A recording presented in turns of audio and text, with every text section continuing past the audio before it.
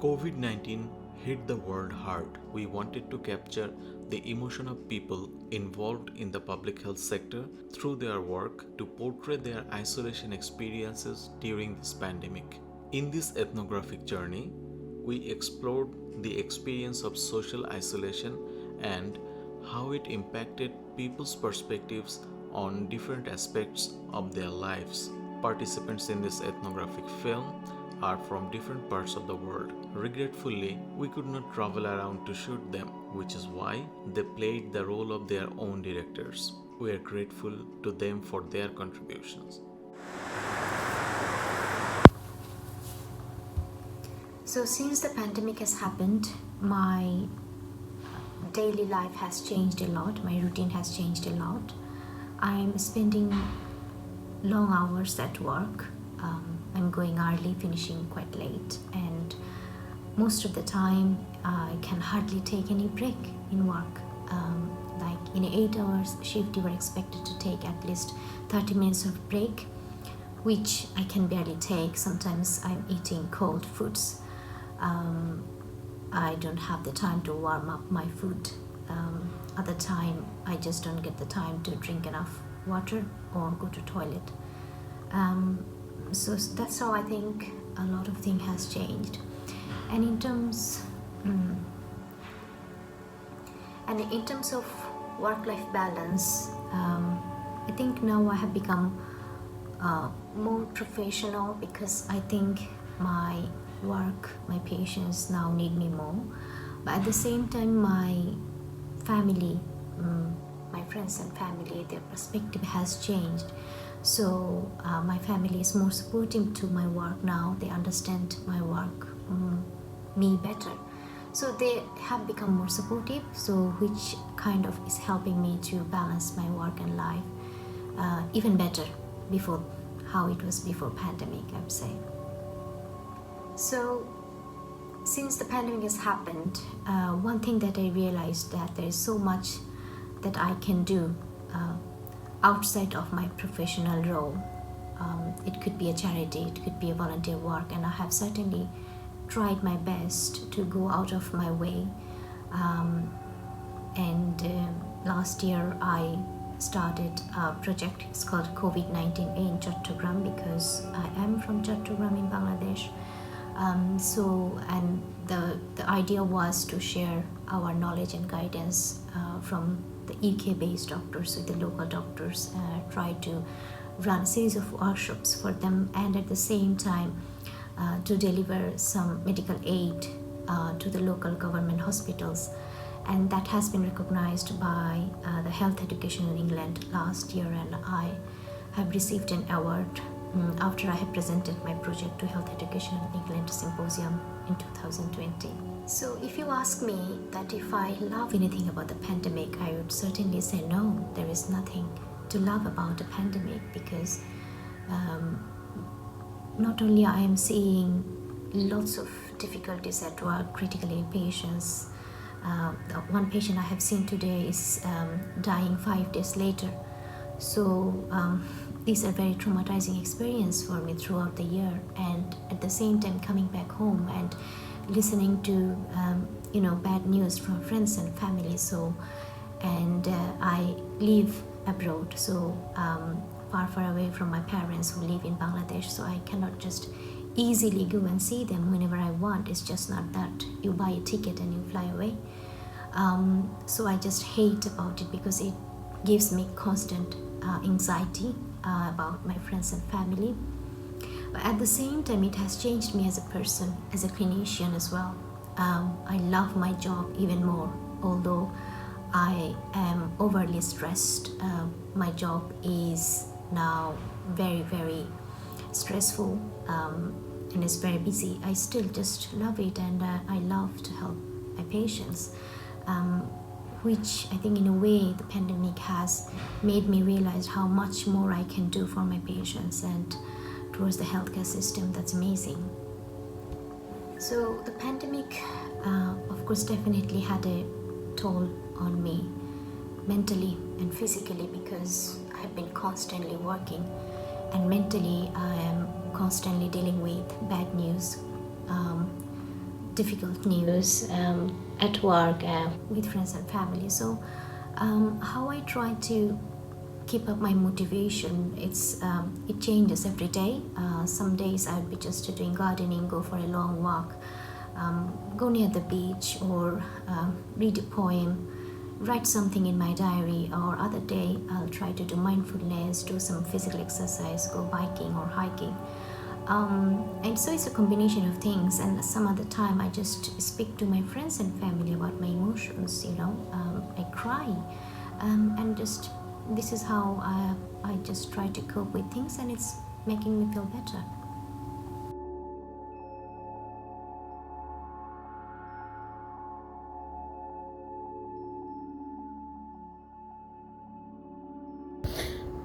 So, how has the pandemic affected me? Well, I would say that the pandemic taught me what are the most important things in my life and how to take care of myself, my mental well being, and most importantly, how uncertain life can be. So, like when COVID struck in the beginning of 2020, I was nearly in the verge of like completing my master thesis, and I was like waiting to go back home to my parents, to my families from whom I had been living away for like about 2 years. So when the world came to a standstill, when all the flights were cancelled, like I never felt so distant from my home in my entire life that I had felt on that time. And it was a pretty challenging time because like we didn't know what to do all of a sudden. I'm a public health researcher, so my main involvement in public health sector is through research.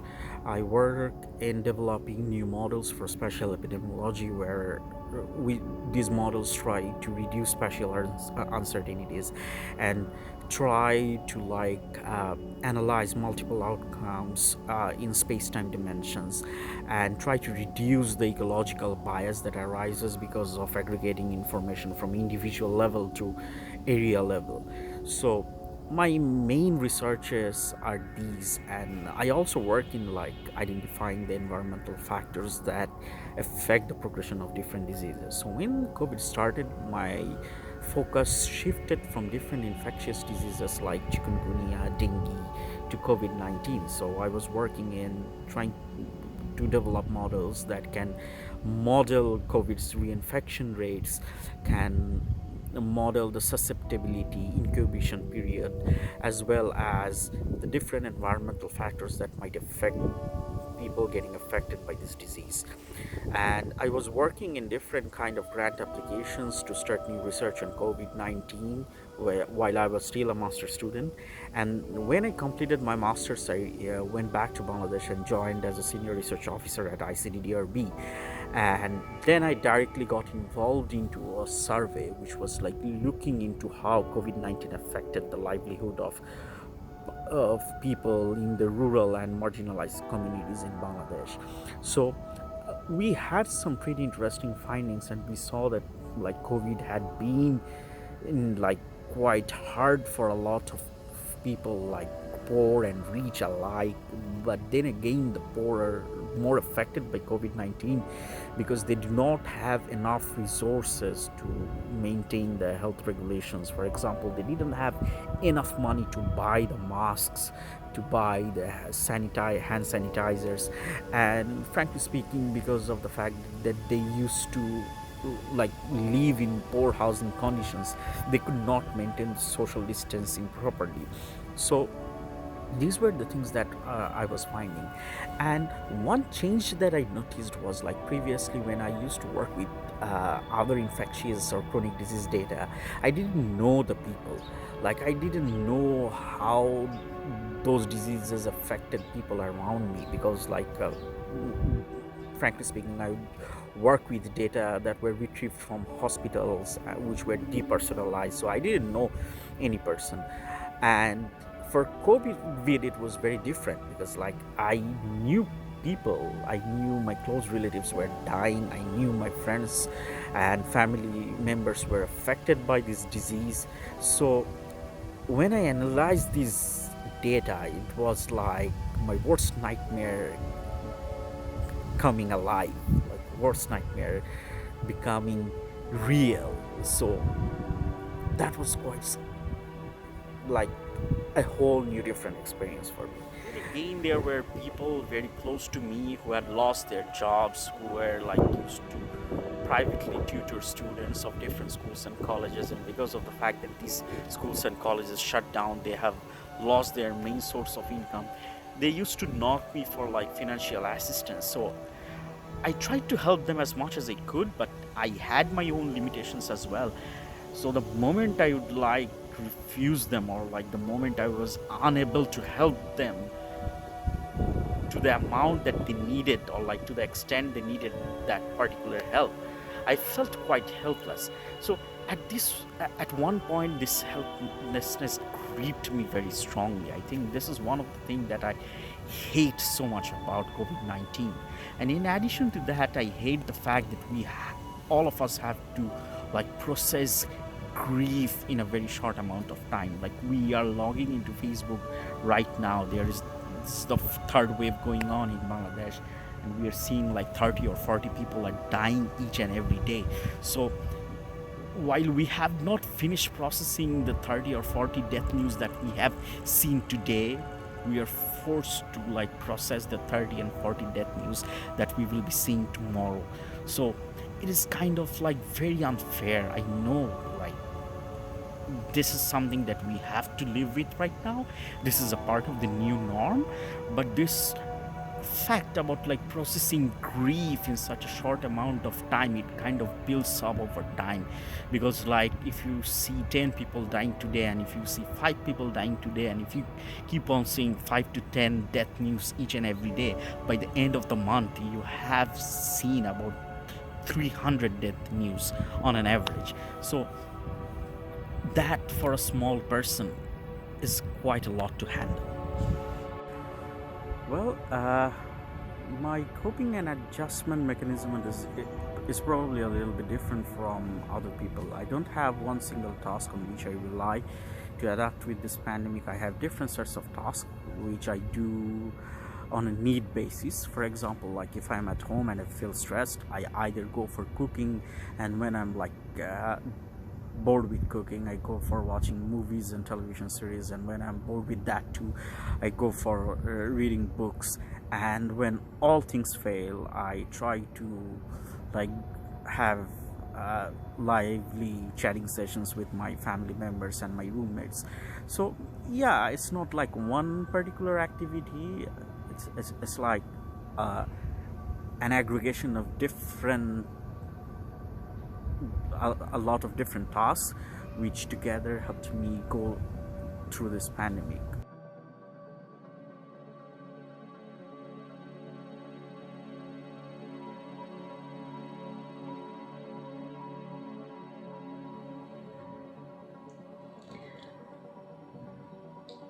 Hello. We all will agree that 2020 and 2021 have been the most weird year of our lifetime. We have seen a huge pandemic has cracked in all over the world. It has already taken away half crore of people, almost 5 millions of people from different countries of the world. No country was immune from COVID-19 pandemic. Let me have the privilege to introduce myself. I'm Tahsina Afrin, First Secretary at the Embassy of Bangladesh in Madrid, Spain.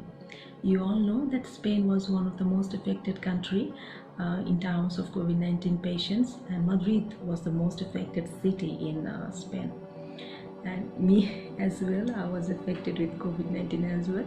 So I think I can share you my basic experience, my very first-hand experience, how to cope up with COVID in every aspect, in my professional, in my personal, in my family and life, and spiritually how I have tackled myself to cope up with the life with COVID-19.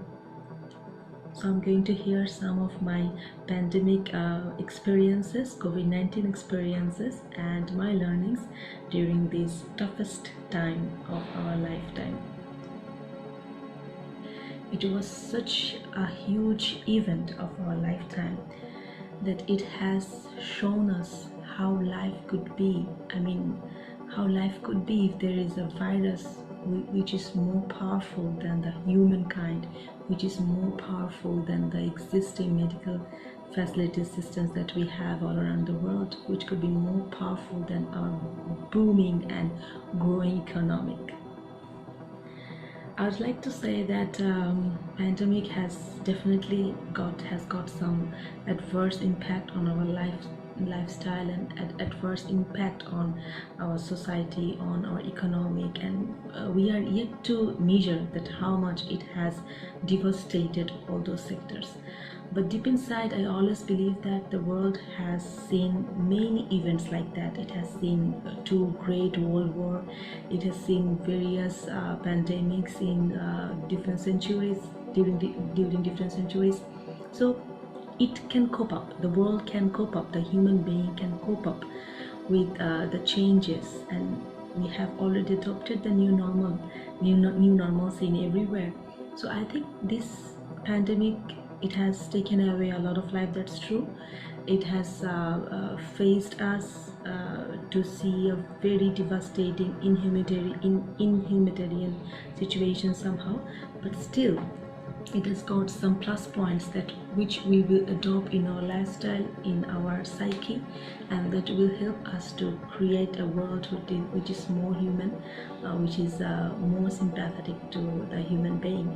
And gradually all the developing country, all the underdeveloped country, they will get the opportunity to revise their health system and to make it better, to ensure much more better management, better health management for its population.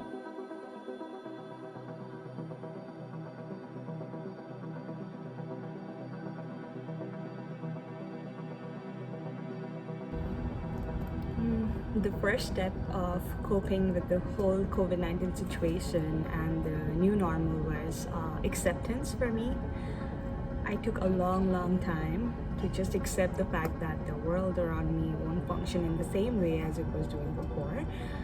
But once that happened, once I learned to accept and learned to be okay with the fact that things won't be the same, things won't be like it was before, and there will be a new normal for quite a long time, I realized that there were a lot of things that I absolutely love, but I'm really bad at. And I thought it was a good time to kind of start doing those things so that I get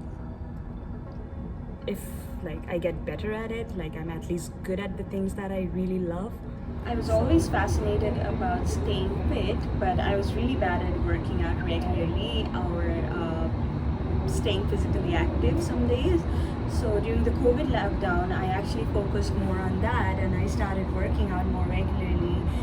When the gyms were open in limited capacity, I would try to go to the gym, hit the gym every day, and when the gyms were completely closed, I would work out at home. And then I also started playing one of the sports that I really loved since I was a kid, but I couldn't play before, so I started playing basketball. Luckily, we had an indoor basketball court where I live, and I could book it for my own and play and practice. Other than that, as I mentioned, I was trying to focus on developing a lot of new skills, things that I like, but I couldn't really do before. I started learning to play ukulele. I started learning French. So it was a lot of things happening at the same time. I think different days I would try different things, whatever made me feel good. So there was a full-time grad student when the pandemic began, and life before COVID was really busy because that was my last semester and I was about to graduate, and I was pretty excited about this dream co-op I was about to begin in less than a month when the pandemic began. So life before COVID was very busy for me. But then the pandemic happened and things changed so quickly. I actually couldn't do my dream co-op because of that. The co-op got postponed and other factors came in. But life after COVID now is even busier. Like luckily I got started working in the front line during the pandemic. So even though at the beginning it was really hard, there was an adjustment period. There was a period of trying to find another co-op like last minute so that I could graduate with my degree. Yeah, it was, now that I think of it, it was a really difficult time. One thing I love about the pandemic is it actually helped me find my passion in public health. It helped me understand which area of public health I'm most fascinated about. And it helped me realize where I want to see myself in the next 5 years. So that's something I really loved about the pandemic. I think it was because I had a lot of time to reflect on myself, my skills, and grow more as a person, grow on a personal level. And one thing I hate about the pandemic, definitely the work from home culture. I think I'm not made for work from home at all. Though my job is a combination of remote support and traveling, so I still have to go to work most of the time. But the days when I'm not going to work and I'm working from home, those are the hardest.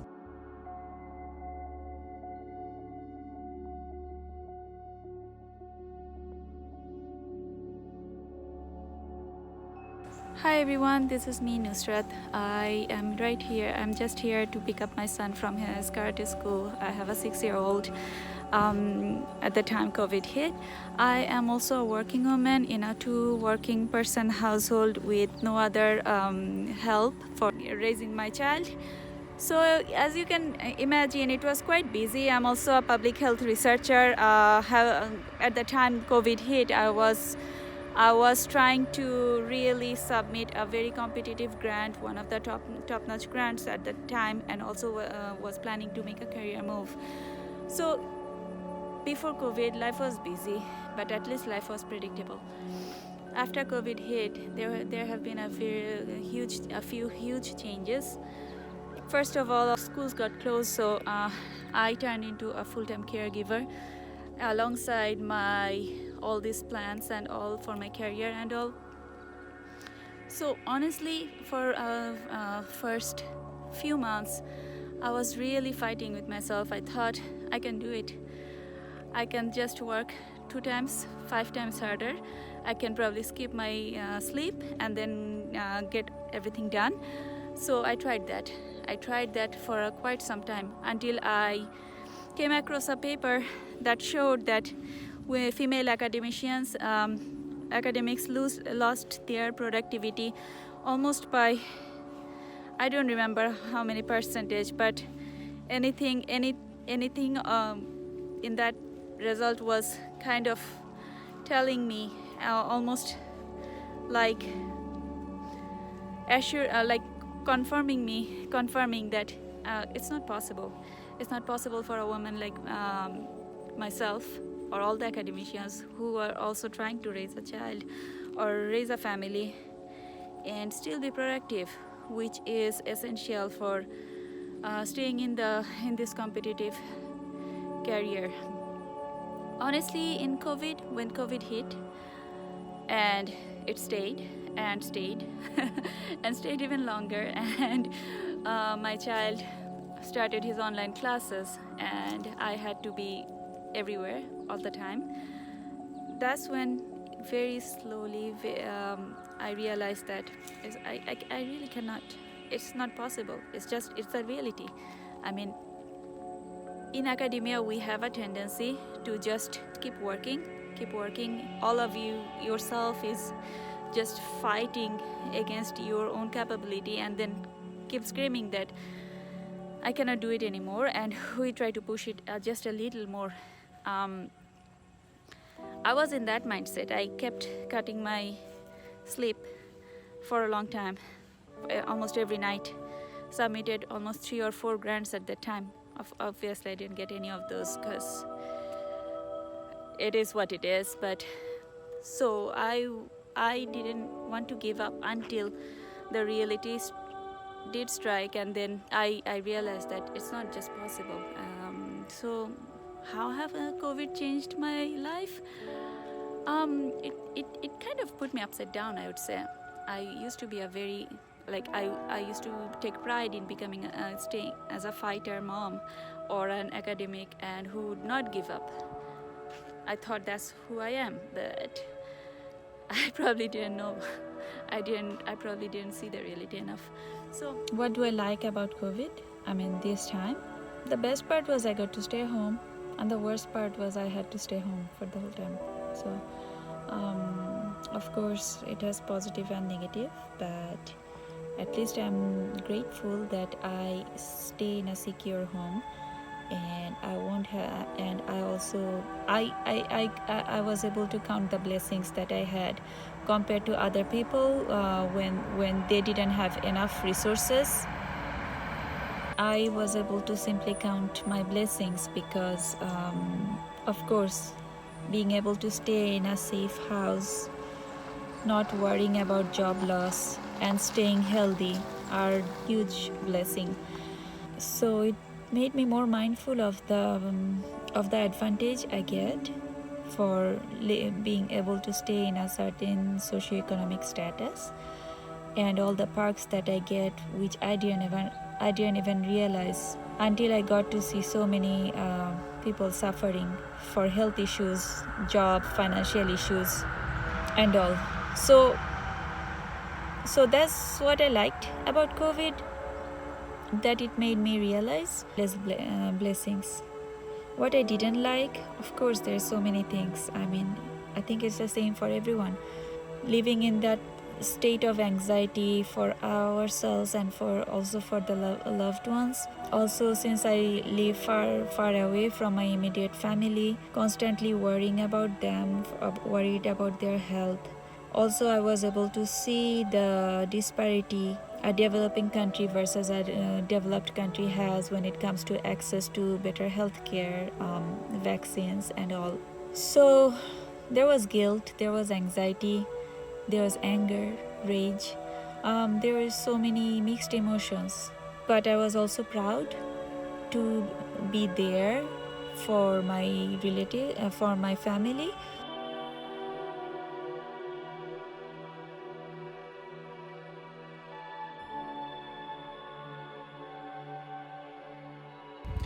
Humbly speaking, pandemic has been hard on everybody, and that includes me. The way it has impacted me is just very sad when I think about it. My husband was deemed as a key worker, so he had to go to work every day, and I was very worried for him. What if something happens to him? Because there was a lot of uncertainty in the beginning. On top of that, due to the lockdown and the schools being shut down, my 5-year-old son was home. So it was very difficult for me to balance my research life with giving him my attention, because he was constantly needing it as a child of 5. So on top of that, whenever we had any flu symptom or cold system, we would be very worried, very scared that what if we have caught COVID? Even if that was gone, that wasn't enough. The lockdown did not help in general in terms of food supplies and just regular household necessities. So my husband had to go more than few times just to get very basic things that we need in our house to get it rolling. What did not help either is my research work went on hold, and I had to spend a lot of time later on to finish those. Worst was, let me quote a time when my father was COVID positive and had to be in a life support. And I can't explain how I felt being so far away, not being there for him because of all the restrictions and all the travel bans, and my country being in the red list. It was horrible. And most of the time in the pandemic, honestly speaking, I was living a life in fear, and trust me, this is not a nice feeling. No one deserves to feel that way. prior to the pandemic, my role was as a wife, a mother, and a researcher. However, during the pandemic, I got close to being involved with public health. What that allowed me to do in terms of add to my value is I became a person creating an advocate for awareness of COVID-19. So back home in Bangladesh, people are not that aware, and treatment facility is not great, and it is definitely not affordable. In one word, I can say, if you don't belong to a well-off family, it kind of decides your fate really, if you fall ill. And that is very sad to hear, but that's the harsh reality, I would say. So what I try to do is, because I am a social activist, I am present in a lot of forums and platforms. People reach out to me knowing I live in UK, and then some know that the area where I live, I have exposure to a lot of doctor friends. So I have always been interacting on a regular basis when I don't feel well, or my child has fallen ill, or my husband, or my friend, or even somebody that I know, and I try to gather knowledge from what the doctor has told me directly when this was my own case, or when people share their own experience and their journey. I try to grasp from there and try to advise and give my suggestions accordingly. So yeah, I would say it was nice to have this added role in life during this pandemic. In my opinion, there is nothing that I love about this pandemic, to be honest. It is hard on me. It is hard on me. It was hard on my family. It was hard on my neighbor or my friends. And basically, it's hard on everybody one way or the other. Worst was when my father was in the hospital in life support, as I mentioned, due to the criticalness of being a COVID patient. It disturbed me to a great extent, especially because I was unable to be there for him due to lockdown rules or travel ban, etc. The whole world seemed like falling apart for me. However, many good things also came out of this pandemic, which I can say I do appreciate. For example, the scarcity of necessities in the shops and people losing job or work made actually all of us humble in one way or the other. It actually brought people close to the very basic requirement of life, and in the process we have learned to be grateful for what we have and appreciate that very little things that we have in life. For me, to be honest, my communication with the family has also drastically increased, which was not maybe possible because I was busy with my own life and research work and my role as a mother, and back home my family was also busy with their life. But due to COVID, because we are mostly home, we are making use of this advanced technology where we can actually reconnect with the time zone wherever we are and actually try to speak to one another more than before, and I thoroughly cherish this. So I would say I have actually learned to find positivity even in these darkest times that we are passing now, and I will continue to do that. Pandemic was really difficult and stressful, no doubt about that. The tension for my husband, who being a key worker had to go to work regularly, as I mentioned, and then my son being unable to go to school due to the lockdowns and all the rules made him feel very lonely and wanted my attention as he was friendless at home. So on top of that, I had deadlines for a few of my research work, so all this put me in a very tight spot, and I just felt it was too overwhelming for me. But however, the way how I try to deal with this is to prioritize. So obviously, needless to say, my son is my priority. He deserves my utmost attention. So I try to do activities with him. A funny one that comes to my mind is I did some TikTok videos with him, songs of his choice, and to be honest, I really enjoyed that time. I never thought I'll to TikTok and actually share it in Facebook with other people, but it was fun doing that with my son. On a serious note, I'm a researcher, so I always look for opportunities to present my research work so that it reaches to the mass public. So what I try to do is I started writing my articles, my research views and work on Facebook, and then I was very impressed to see people's reaction, their comment, and this really helped me, to be honest, because I could use this in my own research materials. The most important and the most loving thing that I have discovered to cope in this pandemic is how I loved dancing, which maybe I couldn't practice because of life, how it demands many things out of you. But in this pandemic, I guess I had the chance to bring that old habit in life, bring that back to life. And so what I mean by that is I kind of practiced it with songs, made some videos, shared it with close friends and family, and that made me really good. And when everything seems like collapsing, I tried to actually cope with situation with things that actually fascinate me, with things that I like, and with things that I can make other feel useful as well. So